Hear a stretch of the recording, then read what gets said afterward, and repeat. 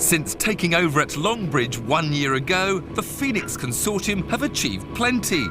The whole Rover 75 production line has been moved, lock, stock and barrel, from Oxford to Longbridge. And there's been all sorts happening with MG, a range of new sports saloons, an ambitious motorsports programme and some special MGFs. But what about Rovers? Has everybody forgotten about them? Well, no, because there's also a new Rover model. Now, sir, we have a new car here. Yeah. Have you any idea what kind of car it is? Looks like a Rover. It's a Rover. Is it a Rover?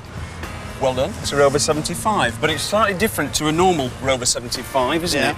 Have a look down this end. What's the difference? Oh, it's longer. So what kind of Rover 75 would it be? It's hatchback. Yes, in a way. People carrier? No. Now, Danny, you're not trained. It's a housing.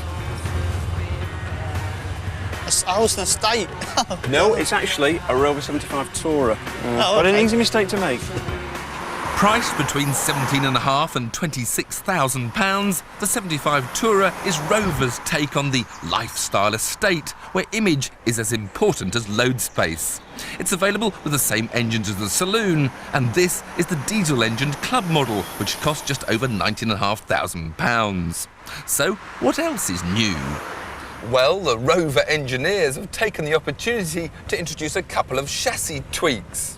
Roll at lower speeds has been reduced by changes to the damping, whilst the rear springs have been beefed up to take on those heavier loads. And at the same time, they haven't spoilt the ride quality of the 75. Indeed, it even handles a little bit better now. It's a bit sharper thanks to those alterations. It's just a shame that you can't feel it through the still rather soggy and lifeless steering. There's a great chassis underneath you, but you can't really enjoy it as a driver.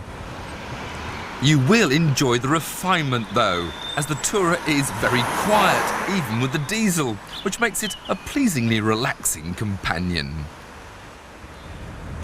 The driving position is also excellent, with fully adjustable steering and a seat that allows me to sit really low in the car, which I like. I also like these two dials, the speedometer and rev counter. Beautiful, classic, easy to read. It's just a shame that they've got nasty digital displays stuck between them. I'm also not a big fan of this huge centre to the steering wheel. I'm slightly worried that the seats feel a bit too soft for a long journey. But overall, the interior's got a nice quality feel to it. Rear seat passengers will enjoy the extra headroom yielded by the extended roofline, while there's also a decent amount of legroom all round. And there's a huge load area for huge loads. With the seats folded down, it's over 6 feet long. Let's have a look in the boot, which is at the rear of the car. But first of all, I'll just show you this. Oh. The back window flicks up. It's true, if you get a double mattress in that. Well, actually, technically you could. In fact, let me show you how long it is. Quite long. I wouldn't want to go a long distance like this, though. So, who will the Tourer's major competitors be? Well, Ford's excellent Mondeo is one of the most practical mid-sized estate cars around, seen here in Zetec diesel guise.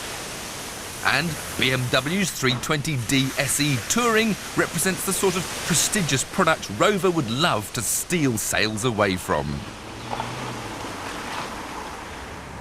If load space is your thing, then the Mondeo wins this comparison with ease. Seats up or down, it's got the other two licked.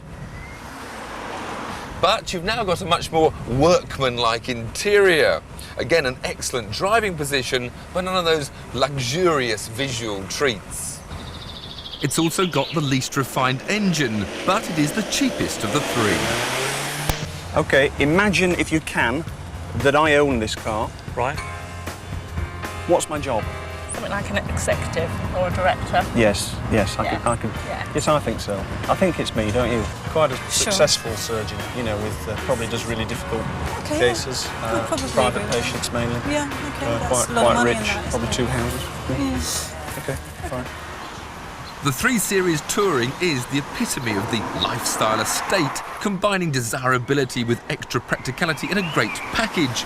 You pay £3,000 more than the Rover for that desirability, and with this diesel version, another 22 horsepower. But that extra £3,000 certainly doesn't buy you any extra space. While there may be room for the West Highland Terriers, there's certainly no room for the wardrobe. The 3 Series has the cachet, the Mondeo the most load space. So, where does the Rover stand? Well, somewhere between the two. The Mondeo is a class act, but lacks individuality, while the 3 Series offers the greater prestige, but you have to pay the price. It's a distinctive and interesting car in its own right. Well-made, stylish, with plenty of useful space. It's what a proper estate should be. Sorry, tourer. Now, I just want to check. Yeah. See if the door will shut. Okay. So I'm just doing it slowly to make sure I don't trap your feet. Okay, how's that? Yeah, is that comfortable? Great.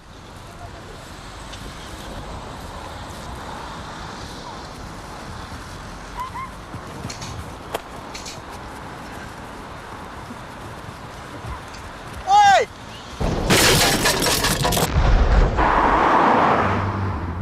What's in a name?